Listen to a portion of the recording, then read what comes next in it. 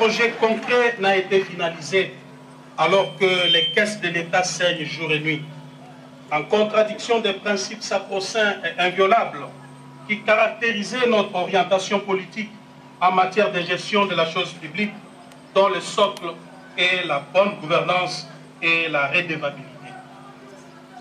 Les promesses irréalisables sont considérées désormais comme mode de gestion. Le mensonge, la manipulation comme vision de gouvernance, les détournements des deniers publics et la corruption comme mode d'exécution de projets. Tous les échecs constatés sont la faute des autres, qu'une véritable fuite en avant et un mensonge d'État. Le Parlement de la République, temple de la démocratie, est désacralisé et devient le lieu à travers lequel le peuple assiste, contre sa volonté, à des scènes de règlement des comptes, des traitements des sujets sans pertinence aucune et celle des théâtres de clowns politiques. Près de 4 ans plus tard, le système Tshisekedi est incapable de mobiliser les recettes à la dimension du Grand Congo et à l'immensité de ses ressources et richesses. En revanche, force est de constater que l'appareil de l'État se détériore et est devenu de plus en plus un club d'amis où les apprentis sorciers de tous bords exercent leur premier stage au sommet de l'État. Le peuple congolais fait au quotidien face à la montée vertigineuse des prix des denrées de première nécessité qui ont atteint leur instabilité sans précédent, alors que le gouvernement publie des statistiques de fois erronées et manipulées, vantées jour et nuit, ne reflétant aucune réalité des terrains.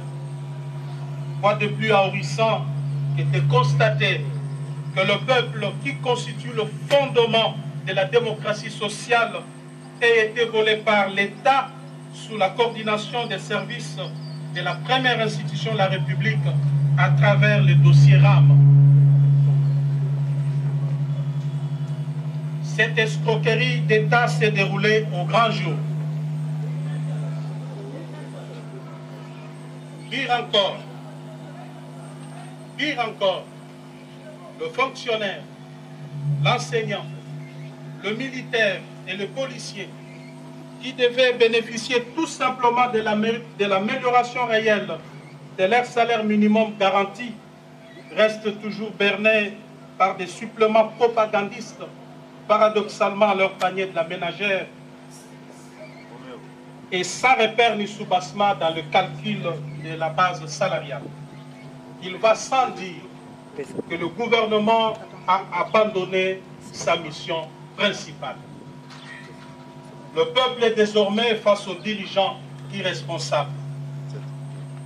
L'absence de mesures rationnelles d'encadrement de la gratuité d'enseignement, fondamentale bien entendu, fait chuter la qualité de l'éducation nationale, alors que l'accès aux soins de santé primaires de la population devient un cauchemar sous le régime des jouisseurs.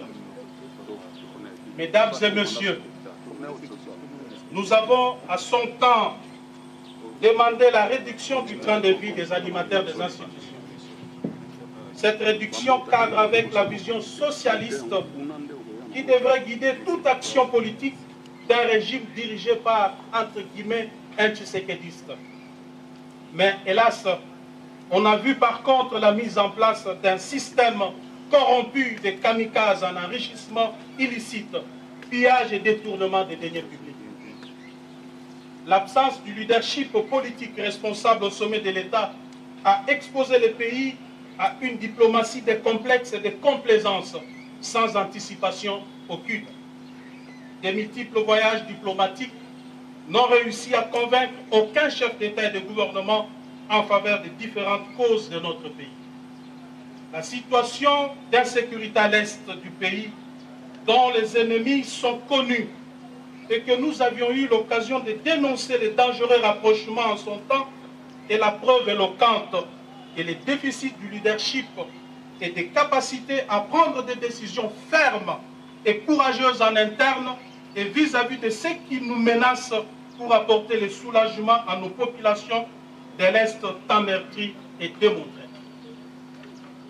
Les désastres qui prévoient actuellement dans la partie est de notre pays, plus principalement dans la province du Nord Kivu et de l'Ituri, relèvent de la responsabilité première du chef de l'État et de son gouvernement.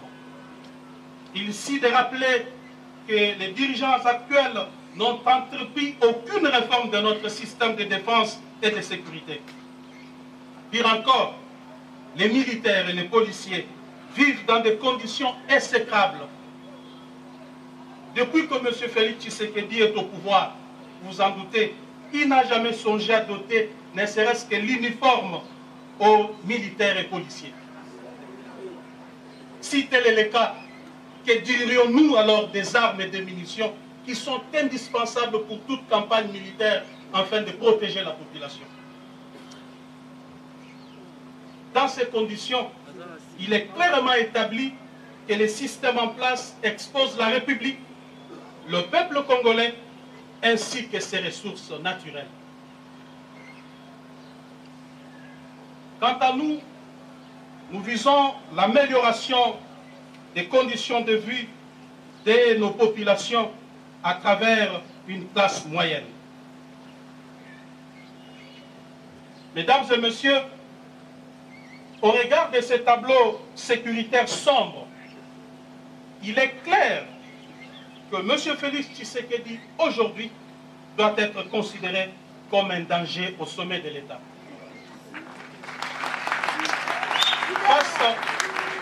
Face à ce chaos de gestion et des situations de non-État, une nouvelle offre politique s'impose à tout point de vue. Cette offre politique que nous proposons à travers l'Alliance pour le changement consiste en la transformation de l'homme congolais, à la refondation de l'État, la mise sur pied d'un modèle économique et financier favorable au contexte congolais et à la révolution sociale à travers une gestion rationnelle et raisonnable de nos ressources et richesses naturelles. L'Alliance pour le changement vise l'amélioration des conditions de vie des populations congolaises à travers la création d'une classe moyenne. En cela, elle se veut le champion de la pratique de l'équité, de la justice et du droit, de la protection et la sécurité sociale, ainsi que de la quête permanente du bonheur partagé, en réalisant un équilibre intelligent entre l'État, le patronat et les salariés, en mettant en œuvre des mécanismes nouveaux de redistribution équitable des richesses du pays et de contrôle des finances publiques, tout en luttant contre la corruption, l'impunité, les tribalismes, les trafics d'influence, le clientélisme, le népotisme et le laxisme béat dans la gestion de la chose publique. Nous disons bref les antivaleurs qui caractérisent le système Tshisekedi actuellement. Nous envisageons donc imposer demain l'ordre et la discipline dans ce pays. Aussi, l'Alliance pour le changement s'attellera à moderniser les méthodes de renseignement et de défense nationale pour faire face à la montée de l'insécurité dans la partie est de la République et à travers tout le territoire national, à former des unités d'élite et à renforcer la formation de jeunes aux valeurs citoyennes et au service national obligatoire, à réformer les systèmes de l'éducation et des institutions publiques sociales, à propulser l'agriculture, la pêche et l'élevage pour renforcer notre capacité d'autosuffisance alimentaire, à construire et à réhabiliter les infrastructures sociales de base, à promouvoir l'entrepreneuriat local en vue de booster l'émergence des petites et moyennes entreprises pour mener le pays vers l'industrialisation, à promouvoir le tourisme et l'art, à engager une diplomatie pragmatique de puissance et d'action, à réformer radicalement la justice et l'administration publique. Mesdames et messieurs, voilà en gros en quoi consiste notre vision. Néanmoins, Néanmoins, nous sommes tenus de vous informer que jusqu'ici, le régime en place ne nous a pas encore délivré l'arrêté d'enregistrement pour nous permettre de fonctionner, alors que nous avons introduit la demande d'enregistrement de notre formation politique depuis le 14 juin 2022 au cabinet du vice-premier ministre, ministre de l'Intérieur. Il faut souligner qu'après examen du dossier, ces services l'ont déclaré conforme à la loi numéro 04/002 du 15 mars 2004, portant organisation et fonctionnement des partis politiques, et c'est depuis le 15 juin 2022, date à laquelle le récépissé de conformité nous a été délivré par les 10 services. Sur ces refus d'enregistrer notre parti, nous avons décidé de fonctionner désormais conformément aux dispositions pertinentes de l'article 14 de la loi. Si, à l'expiration du délai de 30 jours, ouvrable après les dépôts, le ministre est en défaut de décider, le parti politique est considéré comme enregistré. Le ministre est tenu de lui délivrer un arrêté d'enregistrement dans les délais de 15 jours. À défaut, le récépissé du dépôt tient lieu d'enregistrement. Fin de citation.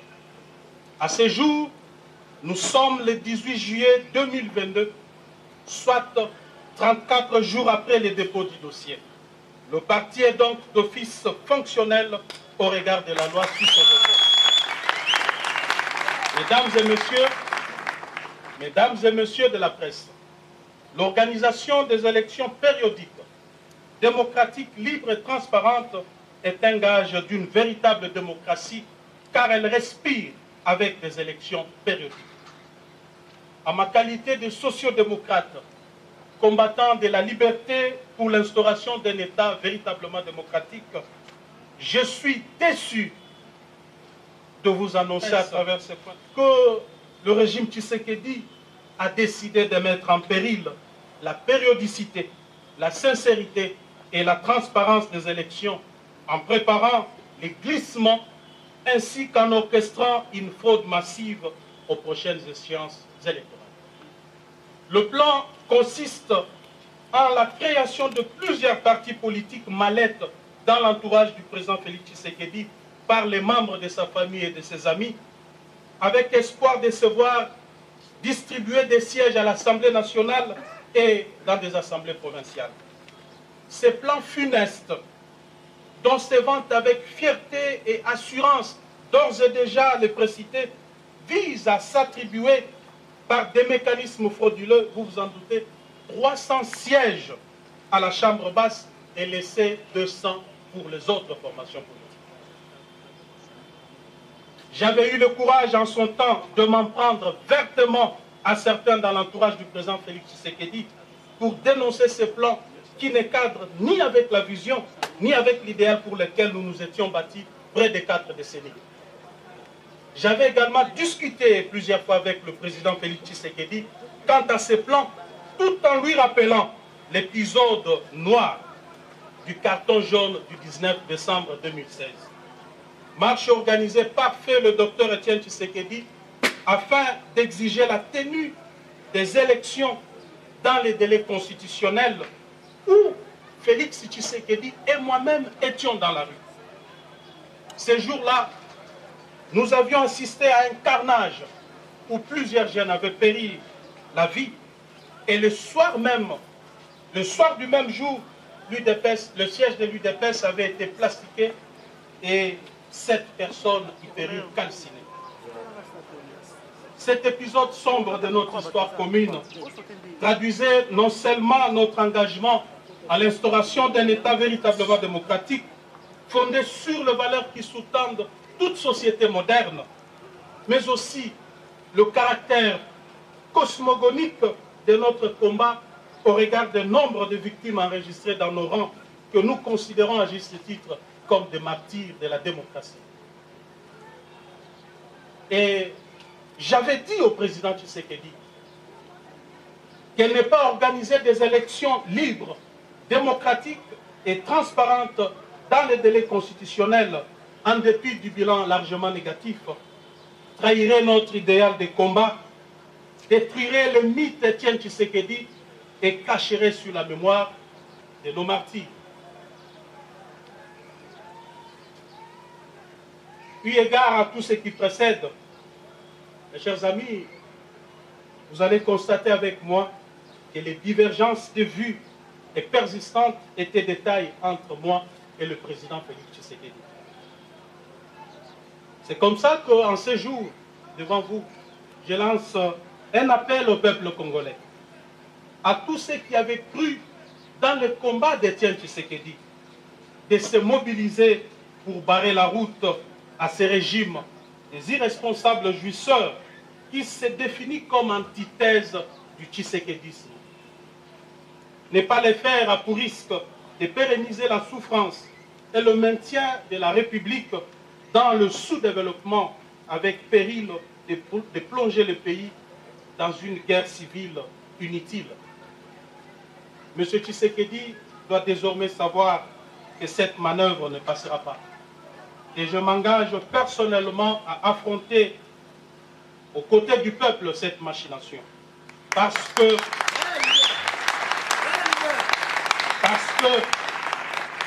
je considère le combat que je dois devoir mener désormais comme un tournant très important dans ma vie politique. Mesdames et messieurs, comme vous le savez, nous avons aussi assisté à la reprise petit à petit des tares de dictature de triste mémoire. Le pays est en train de subir un recul démocratique honteux des restrictions des libertés d'expression. Et le peuple assiste impuissant devant l'émergence d'une néomonarchie constituée d'une classe de mafieux fanatiques applaudisseurs. On constate la flambée des arrestations des leaders d'opinion et des atteintes à la liberté de la presse avec des intimidations de journalistes dont certains sont contraints à l'exil. Il en est de même de l'usage abusif des services publics à des fins privées, des trafics d'influence par la résurgence des familles et des personnes intouchables, la manipulation de la justice avec des dossiers montés de toutes pièces pour écarter certains adversaires. Et cela, ce sont sans doute des antivaleurs qui, des signes prémonitoires d'une dérive dictatoriale qui se dessine. Pire encore, l'humanisation des services de sécurité est un contrat social conclu avec le peuple. Mais hélas, contrairement à cette grande attente, ils sont utilisés aujourd'hui comme outil de répression, d'intimidation et de rançonnement des opérateurs économiques et des investisseurs étrangers à la manière des régimes passés que nous avions là. Au niveau de la gestion de province, le processus de la décentralisation est battu en brèche par le pouvoir en place en y institutionnalisant un clientélisme et une corruption à grande échelle. Les institutions provinciales sont devenues ingérables et le développement local est impossible à atteindre avec les méthodes du régime Tshisekedi qui a converti le gouverneur de province en filles et garçons de course, obligés de ramener des espèces sonnantes et trébuchantes à Kinshasa. Sous ces régimes, le peuple qui avait nourri l'espoir d'une nation, qui avait nourri l'espoir de voir une nation s'établir après la passation pacifique et civilisée du pouvoir, a vu renaître les sentiments du tribalisme et du régionalisme. L'opinion nationale est scandalisée de la reprise avec force de l'impunité dans notre pays, dont le corollaire est la consécration de la justice à double vitesse. Vous remarquerez sans doute qu'il existe désormais une catégorie de Congolais à poursuivre avec acharnement et une autre à protéger. Au regard de la situation chaotique dans laquelle est plongé notre pays par ce régime, il y a lieu, je suis convaincu, je suis plus que convaincu, que la page Félix Tshisekedi est désormais tournée.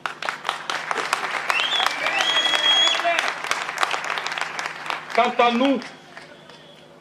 nous, notre responsabilité première sera celle de mobiliser le peuple souverain en vue de mettre fin à cette prédation qui s'est installée dans les institutions du pays.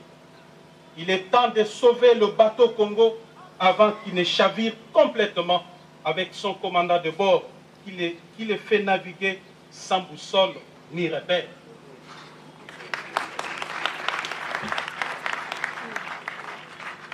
Dans un monde en total bouleversement, dans les décombres d'une gouvernance au rabais, dans un paysage politique mouvant, dans lequel tout est incertain, tout est sans cesse remis en question, nous devons imposer une révolution contre la prédation et l'amateurisme au sommet de l'État. Une révolution pacifique, démocratique, mais une révolution, celle du bon sens, car si le peuple n'arrête pas cette prédation, elle ne s'arrêtera pas et l'hécatombe s'abattra sur le Congo. Parce que rien ne va de soi, que tout relève de l'anticipation et de la volonté, du travail et de l'ardeur. L'avenir n'est pas ce qui va arriver, mais ce que nous allons faire ensemble. Pour terminer, nous voudrions préciser que nous ne réglons de compte à personne et nous ne comptons mener une guerre à personne. Nous ne réglons que des problèmes de la RDC pour laquelle nous sommes désormais résolument engagés. J'ai saisi d'ailleurs cette occasion pour remercier de tout corps ceux qui m'ont soutenu pendant le moment des tumultes et d'agressions injustes que j'ai subis. Toutefois, je dois leur rassurer que de tous ces événements, rien ne m'a ébranlé. En revanche, je les ai transformés en énergie nécessaire qui m'aidera à faire face à l'adversité dans le nouveau combat que je suis appelé à mener désormais aux côtés du peuple congolais au sein du parti Alliance pour le changement. Il faut un nouveau leadership à tout prix pour la RDC. Ainsi, je pardonne à tous ceux qui m'ont fait tant de mal. En même temps, je demande pardon à tous ceux qui se sont sentis offensés par mes actes et mes décisions politiques. Mesdames et messieurs de la presse, vous serez conviés dans le tout prochain mois à la cérémonie de sortie officielle du parti Alliance pour le changement, au cours de laquelle nous dévoilerons notre projet de société ainsi que les grandes actions que nous comptons mener jusqu'à la victoire finale. À présent, je me mets à votre disposition pour répondre à toute préoccupation liée à l'objet de notre point de presse de ce jour. Je vous remercie. Allez, merci, chers journalistes de l'attention. Et nous découvrons aujourd'hui, chef de parti, que vous avez déjà été même à titre intérimaire, mais aujourd'hui c'est votre propre parti. Est-ce que c'est dit clairement que entre vous et l'UDPS, c'est fini, le mariage est cassé? Il n'y a pas à redire là-dessus, M. Kamata. C'est clair que j'ai créé un parti politique ensemble avec des amis et je n'ai pas mâché des mots pour vous dire que ce parti se place dans l'opposition contre le régime de Tshisekedi. Il a retouché l'UDPS qui a lamentablement échoué dans le contrat social que nous étions engagés à accomplir avec le peuple. Donc c'est fini, il n'y a plus rien à espérer là-dessus.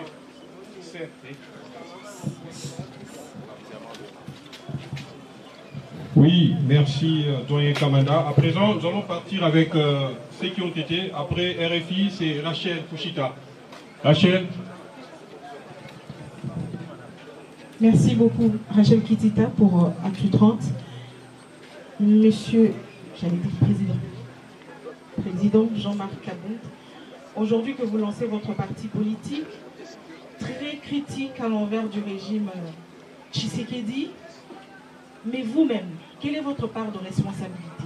Puisque vous avez été à la manœuvre jusqu'à votre départ de l'Assemblée nationale. Est-ce que vous aussi, vous êtes comptable du régime Félix Tshisekedi?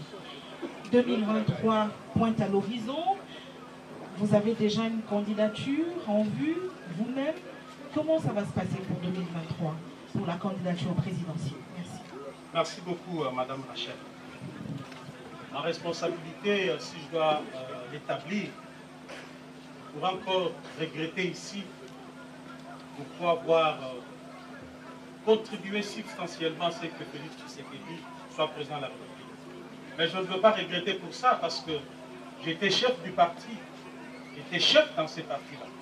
Étant donné que tout parti politique a pour vocation la conquête du pouvoir, son exercice et sa conservation, je suis tenté de ne pas regretter aujourd'hui pourquoi avoir consacré mes énergies et mes forces afin que l'UDPS accède au pouvoir.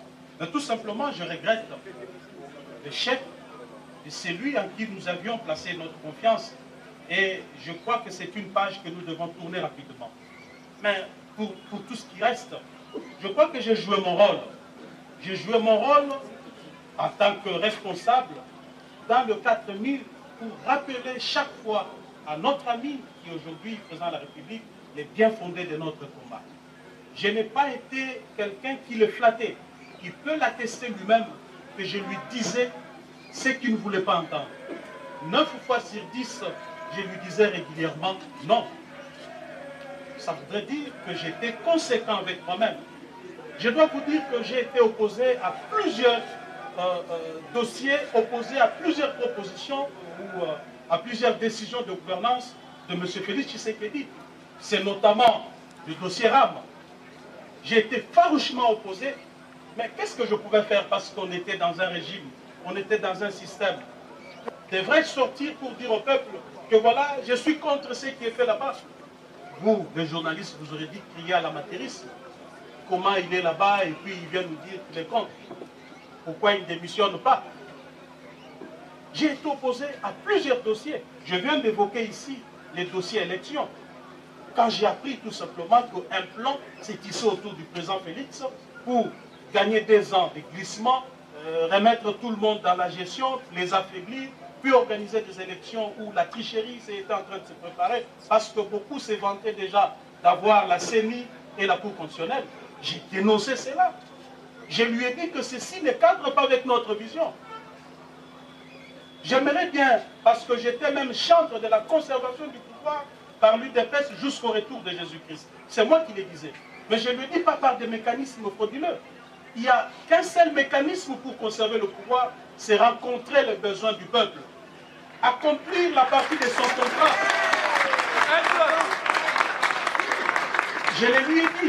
Je lui ai dit, Monsieur le Président, je suis actuellement chef du parti. Tout ce que moi je vous demande, donnez-moi le bilan aux prochaines élections, je vous donne une majorité. Mais s'il n'y a pas de bilan, il ne faut rien espérer. Je ne ferai pas de la magie. Je le lui ai dit. C'était en privé. Malheureusement, je ne pouvais pas sortir, convoquer la presse pour dire, voilà, je viens de dire au président Tshisekedi ceci ou cela. Madame, je crois que je sors de cette histoire avec une conscience tranquille pour avoir joué complètement mon rôle d'un véritable Tshisekediste. Et le fait même que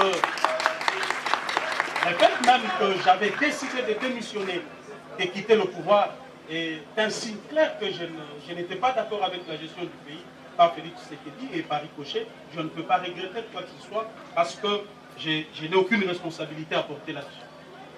Par rapport à 2023, madame, nous venons de créer un parti politique. Ce n'est ni un parti de mallette, moins encore un parti qui accompagnera XY.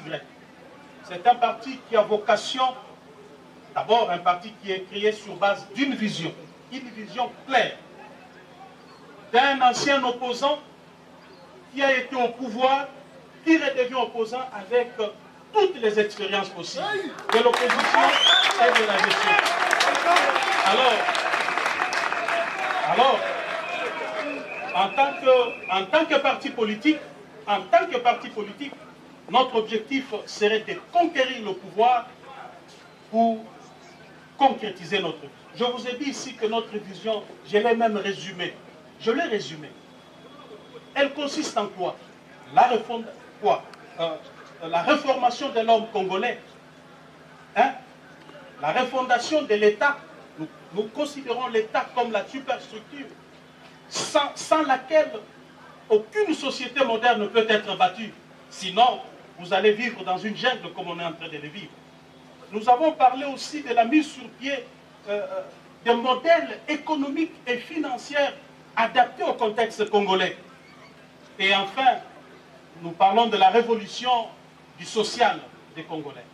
Vous allez voir que le social du Congolais, que beaucoup de politiciens, des candidats présidents vont vous brandir des mains dans leur campagne pour dire voilà, nous allons construire des routes, nous allons construire des hôpitaux, nous l'avons relégué à la fin.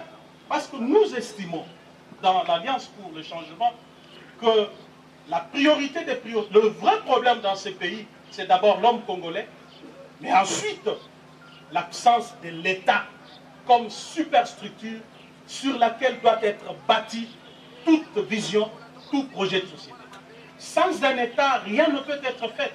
Donc l'État que moi je suis en train de viser ici, c'est le Léviathan.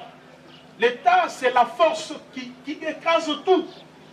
L'État, on ne l'affronte pas. L'État, on ne le défie pas. L'État n'a peur de personne. C'est la force. L'État couvre tout le monde. Les chefs de l'État, sa famille biologique, ses amis sont tenus par l'État. Il n'y a personne qui peut se substituer à la place de l'État ou être au-dessus de l'État. C'est ça notre vision. Nous estimons que demain, nous allons imposer cela. Et l'État, parce que vous le savez bien, c'est une fiction juridique. Il n'existe pas matériellement, à la différence de la nation qui est un groupe d'individus qui se reconnaît à travers une histoire, une culture et autres. Mais l'État, lui, il est invisible parce que c'est une fiction. Mais il existe matériellement à travers des instruments de puissance. Et ces instruments de puissance, nous les avons classés en 6. C'est l'armée, la police, les services de sécurité, la justice, l'administration et les relations étrangères. Voilà ce que nous pensons, madame. Avec cette vision, avec ces projets, nous ne comptons pas accompagner quelqu'un. Nous allons nous battre en 2023 pour la conquête du pouvoir au sommet jusqu'en bas. Ma question, vous avez dit tantôt que vous allez combattre ce régime. Vous considérez qu'il y a échec du combat que vous aussi vous aviez mené à l'époque. Est-ce que vous allez vous allier aussi aux autres qui sont opposants à ce régime pour pouvoir combattre ce que vous avez dénoncé ici comme fraude électorale? Merci. Merci beaucoup, madame, pour la question. Je crois qu'à ces niveaux des débats, nous devons être prudents et même faire un petit tour en arrière parce que nous sommes en train, dans ce pays, malheureusement, de revivre l'éternel recommencement. Cet éternel recommencement voudrait dire quoi? Ceux qui sont au pouvoir, ils sont ennemis du peuple, et ceux qui sont dans l'opposition sont chouchoutés par le peuple, portés par le peuple. Ils composent un attelage mal assorti. Dès qu'ils accèdent au pouvoir, du coup, ils deviennent aussi des démons. Ceux qui étaient démons au pouvoir hier, par manque de résultats de ceux qui sont au pouvoir aujourd'hui, redeviennent saints, et c'est un cercle vicieux. L'Alliance pour le changement voudrait casser ces cycles infernal qui plongent le pays dans la désastre. Ça voudrait dire quoi, madame? Ça voudrait dire que toute alliance sera basée sur une vision. Toute alliance sera basée sur des idéologies. Notre parti, je vous l'ai dit, c'est un parti socialiste, de la social-démocratie. Donc, on voudrait bien savoir quelle est la vision politique de tel ou de tel, quelle est son appartenance idéologique, afin que nous puissions réfléchir sur ce que nous pouvons faire demain ou après-demain.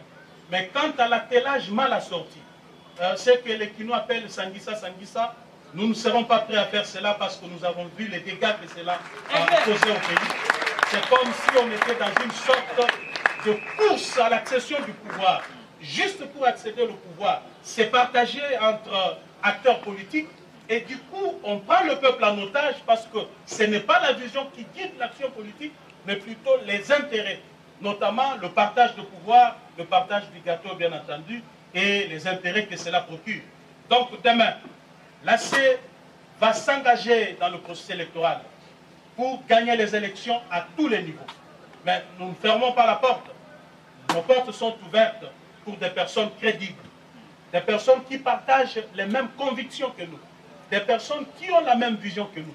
Mais si tel n'est pas le cas, nous avancerons. Et maintenant, nous allons inviter JR Mokolo de CCTV pour sa question. Bonjour honorable. Bonjour.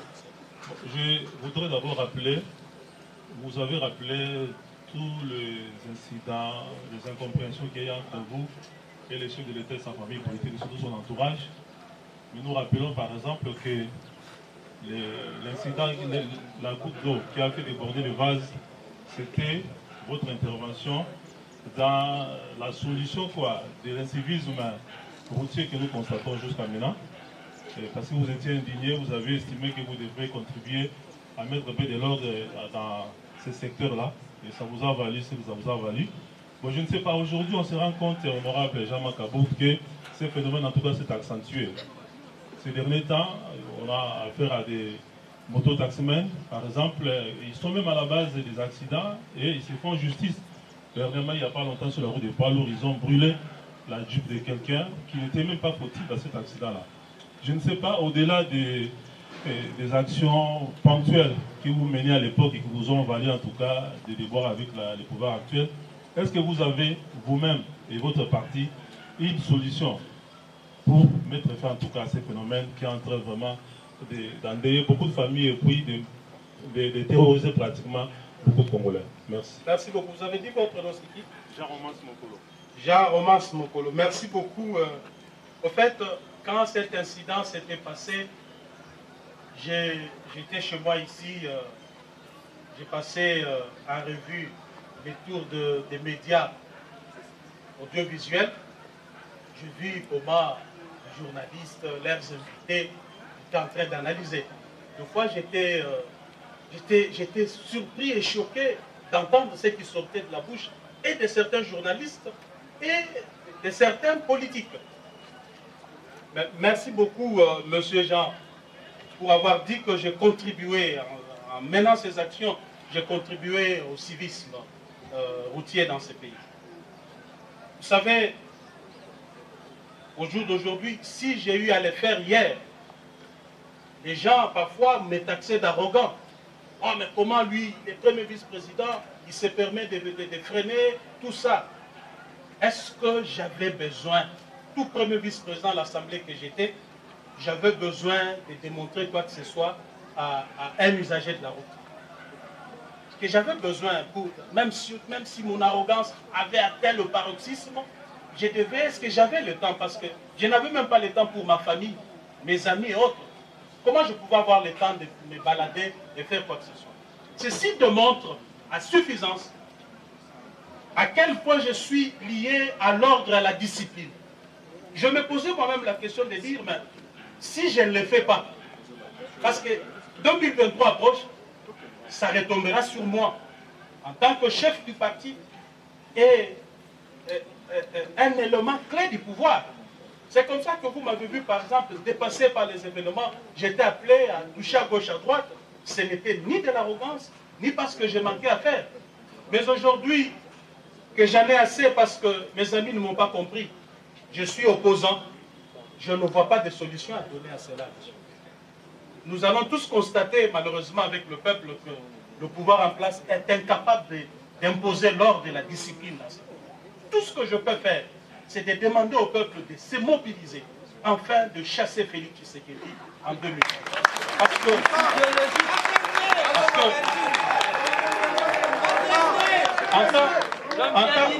en tant qu'opposant maintenant, je ne serai là que pour constater aussi, comme tout le monde, je ne me permettrai jamais de descendre même pour faire une petite remontrance à un chauffeur, n'est-ce pas?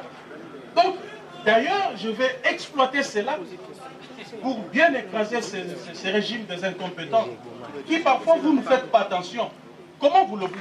Un jour, j'ai dit au président Félix Tshisekedi, Monsieur le Président, faisons un petit rappel. Notre leader Maximo, Feu Etienne Tshisekedi, il est élu Premier ministre, ou 2 fois nommé par Mobutu. Mobutu qui concentrait tout le pouvoir entre ses mains. l'armée, les services de renseignement, la justice. Mais M. Tshisekedi, à partir de chez lui, à la 10e rue, était capable de lancer un message, de dire demain, tout celui qui a pris un bien de l'État, qu'il vienne le remettre. Et on a vu comment les frères à Mobutu, les Ngwandi, avaient peur de ces messieurs qui n'avaient pas tout le contrôle du pouvoir. Mais comment ça fait-il que l'UDPS maintenant accède au pouvoir? Il a tous les instruments de puissance entre ses mains. Mais nous sommes incapables d'assurer ne serait-ce que la circulation routière. Nous sommes incapables juste de mettre la propriété sur la voie publique, juste curer les caniveaux. Il ne m'avait pas répondu. Il ne m'avait pas répondu. Alors, que voulez-vous que l'on fasse? Tout simplement, nous allons constater avec le peuple que le monsieur a lamentablement échoué et qu'aux prochaines élections, il soit mis hors d'état de nuire. Eh oui, eh oui, eh oui. À présent, nous allons inviter Paul Matendo de la radio Okapi pour sa question. Merci beaucoup, honorable Jean-Marc Kaboun, bonjour. Bonjour.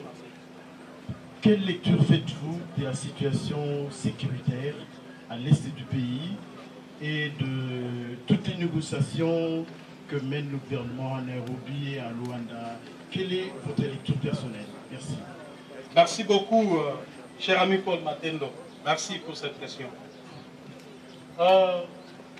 Cher chevalier de la plume, la question de l'insécurité dans la partie est de notre pays traduit de manière claire l'incapacité de M. Tshisekedi à imposer la paix, la sécurité, voire même l'ordre et la discipline dans ces pays. J'ai vu malheureusement, quand le M23 a pris Bunagana, donc quand le feuilleton M23 commençait, les manipulateurs de ce pouvoir montaient des messages dans des laboratoires, des services, pour dire voilà, il faut être patriote, le pays est agressé, allons faire ceci contre le Rwanda, faisons cela contre le Rwanda. J'ai vu même de jeunes gens marcher contre, faire un sitting devant l'ambassade du Rwanda. Et beaucoup se sont posé des questions. Mais pourquoi l'honorable Kabound n'a même pas fait un tweet? Il n'en a pas même évoqué. Je n'ai pas parlé. Parce que je considère que ce qui se passe, on est en train de manipuler l'opinion et le peuple. Ici, il est question d'un État. Je vous ai dit ici qu'un État, c'est ça notre incarnation. Donc l'État est là. L'État, on ne l'attaque pas, on ne le bouge pas. L'État, c'est le sommet. Au-dessus de l'État, il n'y a rien. Lorsque M. Tshisekedi ne maîtrise pas la notion de l'État, voilà que nous sommes en train d'assister des choses auxquelles lui pense que c'est de la blague. L'État, ce n'est pas la 10e rue où on pouvait s'aventurer à faire ceci ou cela. L'homme qui a dit non. L'État, c'est l'État. Il a ses mécanismes et ses moyens de fonctionnement qui requièrent de l'intelligence, de l'anticipation, de la sagesse dans les chefs de celui qui l'engage. Comment voulez-vous que la partie Est soit sécurisée dès lors que nous n'avons pas une politique claire en matière de défense et de sécurité? Dès lors que nous n'avons pas, le régime Tshisekedi jusqu'à aujourd'hui n'a investi rien, ni dans l'armée, ni dans la police. Comment voulez-vous que l'on puisse faire face à des nations autour de nous qui, d'ailleurs, sont en train de faire des efforts dans ce domaine? Donc aujourd'hui, le peuple congolais, plus particulièrement dans la partie Est, est sacrifié du fait que Félix Tshisekedi n'est pas en mesure d'imposer la paix dans cette contrée. On voudrait dire que le Rwanda agresse le Congo à travers le M23. C'est bon bien. C'est bon bien parce que la scène internationale, elle est ce qu'elle est. Ne pensez pas que nos voisins, tels qu'ils nous entourent là, ce sont nos amis. Ils sont en même temps amis, ils sont en même temps ennemis. C'est ça les relations internationales. Les pays sont des acteurs sur cette scène. Ils n'ont pas d'amis, ils n'ont pas d'ennemis. Ce sont des monstres froids. Alors, on a 9 voisins, on a 9 amis et 9 ennemis en même temps. Aujourd'hui, nous parlons du Rwanda. Mais demain, ça peut être Brazzaville. Pour mine de rien, il y a une histoire, il nous déclare, et il nous déclare la guerre. Demain, ça pourrait être l'Angola. Pour un petit accrochage, l'Angola se décide. Il nous déclare la guerre. Qu'est-ce sera le Congo? Quel sera son peuple? Si nous sommes en train aujourd'hui de nous lamenter parce qu'un groupe armé, soutenu par le Rwanda soit-il, est en train de semer désolation dans toute la partie est du pays. Mais si alors demain, un État nous déclarait la guerre, ou encore je voudrais aller plus loin, si c'est le Rwanda lui-même qui se décide alors de dire, voilà, je ne vous fais pas la guerre à couvert, je vous déclare la guerre. Donc nous allons fuir ces pays, n'est-ce pas? Nous allons donc fuir ces pays. Nous irons faire nos marches de soutien au FRDC en dehors de ces pays. Moi, je pense qu'au lieu de faire des marches de soutien au FRDC, nos FRDC n'ont pas besoin de soutien des civils. Surtout pas dans les réseaux sociaux, à travers des tweets, à travers des messages. C'est une aliénation de tout un peuple. En lieu et place de faire des marches de soutien au FRDC, en lieu et place de marcher contre l'ambassade du Rwanda, je crois que le peuple congolais aurait bien décidé de marcher contre Tshisekedi et son gouvernement pour exiger des actions plus concrètes afin de sécuriser la partie Est. Le peuple congolais aurait plutôt marché pour dire à Tshisekedi qu'il devait être le plus ferme possible parce qu'il est chef de l'État, il est commandant suprême des forces armées, c'est lui qui devait donner les tons. A contrario, on voit un chef de l'État qui pense que le pays va bien. À le voir comme ça, vous ne sentez pas que ce monsieur a un pays qui a un problème. Surtout qu'il ne se permet pas de passer de bons week-ends. Chaque week-end, c'est la poule douce. Vous voyez, avec une situation pareille, il faudrait pas aller chercher les diables ailleurs. Le diable se trouve chez nous. Je dois vous dire que ces pays, en fait, vivent la théorie de l'éléphant dans la pièce. Vous savez, la théorie de l'éléphant dans la pièce, c'est que nous sommes en train de penser que la faute, c'est l'autre. Alors le vrai problème est dans la maison. On ne fera aucun ménage, on n'arrangera rien, aussi longtemps que l'éléphant est dans la pièce. Eh bien, c'est bien dit. Alors, à présent, je vais inviter l'honorable avant tout. Je voudrais préciser que nous allions à 10 questions. Est-ce qu'il est possible que nous avancions? 10 questions, c'est bon, on s'arrête là-bas? D'accord. Alors, j'invite Francis Bilomba de Absi TV. Où est-il? Président, bonjour. Je voulais poser ma question en lingala. On mélange, on a beaucoup de rapidement, on comprend. Et là, les bosseurs, ils ont dit qu'on inventé armée, militaire dans le discours, que yomo kona na bagarre na yo babeta ki soda wana ozolo banini par rapport nango et puis rapidement nanda kuna yo donc bayaki ko saccager bakutaki ndaku moko na bakisi na biteko ya ilonga Tshisekedi ozolo banini par rapport nango et puis pona nini pe parti na yo otianga na limité na boulevard du 38. Mon cher ami, tes questions me font rire, je ne sais pas ce que je vais te répondre. Je ne sais pas ce que je vais te répondre. Je crois que ici nous sommes venus parler du Congo. Nous ne sommes pas venus parler de Jean-Marc Kabound, de sa vie, ce qu'il a fait. Hein? Qu'est-ce que je vais répondre à ça? Dis quelque chose. Ça va, passons à une autre question. Passons à une autre question, s'il vous plaît. Voilà, nous allons prendre maintenant Michel Thioyo de Radio Télé 7. Michel Thioyo, où est-il? Jean-Marc Kabound déclare que Tshisekedi a échoué lamentablement. Il peut s'évaluer à combien de pourcentage de cet échec de Tshisekedi parce qu'il divorce avec Tshisekedi presque à 4 ans de son pouvoir. Merci. Je crois que j'ai été clair à ce sujet. Donc, Tshisekedi a lamentablement échoué. Et quand on dit que le bilan est largement négatif, ça voudrait dire ce que ça voudrait dire. Évalué en termes de pourcentage, ça voudrait dire quoi? Il a lamentablement échoué, c'est tout ce que nous retenons.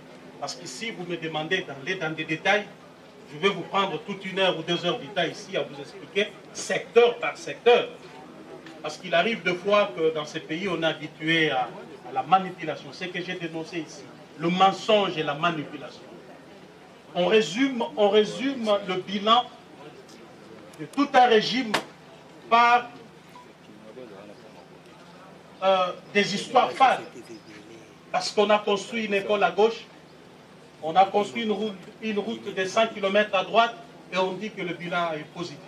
Non, le bilan d'un régime doit être global. Il doit intégrer tous les aspects de la vie.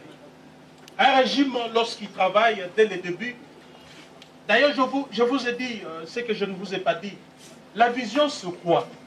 Quand on dit que quelqu'un a une vision politique, ça voudrait dire qu'il connaît le problème de son pays, il envisage des solutions qu'il compte y apporter, et quand on met le problème et les solutions sur la balance, c'est ce qu'on appelle vision politique. Donc, quand on connaît bien son pays, on peut se dire aujourd'hui qu'avant d'accéder au pouvoir, j'ai trouvé mon peuple avec un taux d'accès à l'eau à tel pourcentage. J'ai trouvé mon peuple avec l'accès à l'électricité à tel pourcentage. J'ai trouvé mon peuple avec l'accès aux soins de santé de qualité à tel pourcentage. J'ai trouvé mon peuple avec l'accès à un logement décent à tel... Tout ça, ça fait partie de la globalité de la vie dans une nation. Et quand on évalue un régime, on l'évalue de manière globale. Pas sur base de 10 km de route ou de 2 écoles construites à gauche à droite. Je trouve que ça, on est habitué. On est en train de flouer le peuple. Et ça, c'est depuis la nuit des temps. Que chaque fois qu'un régime est là, on vous brandit une école construite à gauche. On vous brandit 2 fois dans les réseaux sociaux. C'est des montages qu'on fait. Et le peuple, pour dire au peuple que voilà, le bilan est positif. Moi, je crois que nous devons évaluer un bilan sur base des éléments globaux qui constituent la vie socio-économique, environnementale de l'homme congolais. Merci. Ok, à présent, donc nous passions à la 9e personne, Christophe Ilunga Kanelkin. Christophe Ilunga. Honorable Jean-Marc Kabon, depuis votre démission à l'Assemblée nationale, vous n'êtes pas présenté à la plénière. Au cas où on doit invalider votre candidature, que sera-t-il votre réaction? Mais je ne suis pas invalidé. Nous sommes en vacances parlementaires, ce qui sous-entend qu'à la prochaine session, je serai présent. Vous parlez déjà, vous envisagez déjà le futur. Hein? Non, mais écoutez, je suis député national.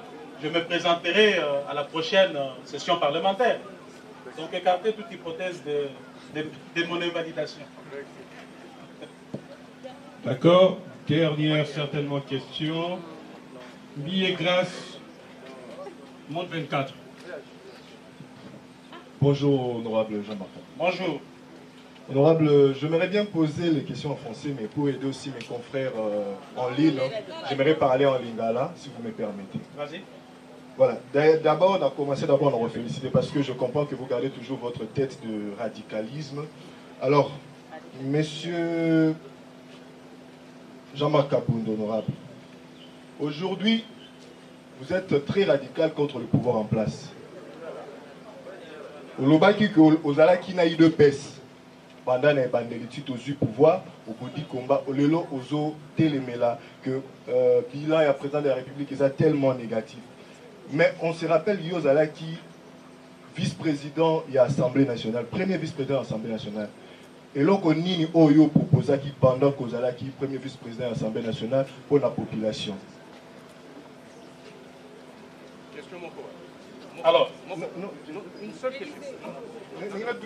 Président, mon cher ami, je préfère bien répondre en français pour que les mots me viennent aisément. C'est bien. L'ami voudrait savoir ce que j'ai fait parce que je suis très critique envers le régime Tshisekedi maintenant. Je voudrais savoir ce que j'ai fait. Mais je vous ai expliqué ici que j'étais un élément clé de ce régime. Et deux fois, il fallait concilier mon attitude de combattant de la liberté, gardien